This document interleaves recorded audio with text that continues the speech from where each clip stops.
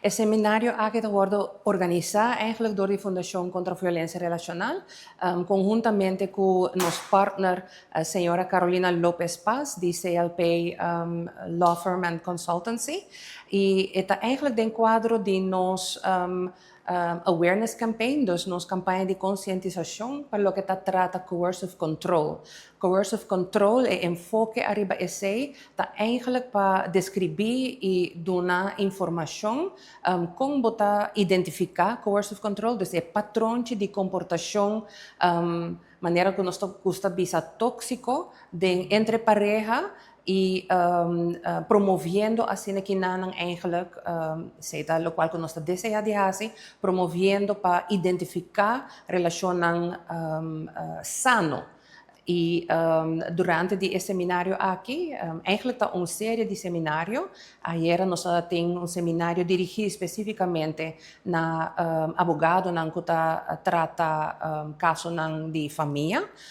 Y también nos temos un seminario para los catering partners que directamente tienen a ver con la parte jurídico en el momento ahora que pareja não separar foi outro, of ahora que tem discussão over de partimento de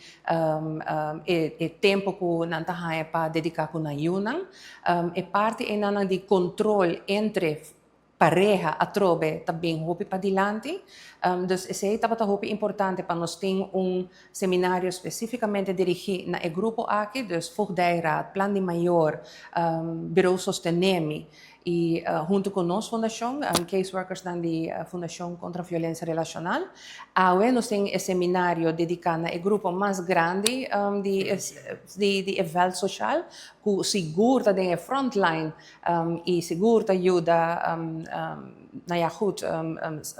como disse slachtoffers, hen dan kuta haya na mes de situação assim que nana e corda bom o pebia vítima nota realizar que é vítima te ora que wordo explicar e dar exemplo de que comportação e level nível de toxicidade que tem em uma relação não tão normal, não se normalizar hopi comportação entre de gente, gente homem e gente mulher, se não tem uma diferença em não, o qual que sim não sabe e onderzoek a mostra esse também é coercive control, dus é controle específico aqui quando está para riba de caminho com pessoa de pareja, tá manejar tempo, tá manejar placa, tá manejar acesso no serviço, etc. Pessoa de relação em nana, tintura e domínio em nana,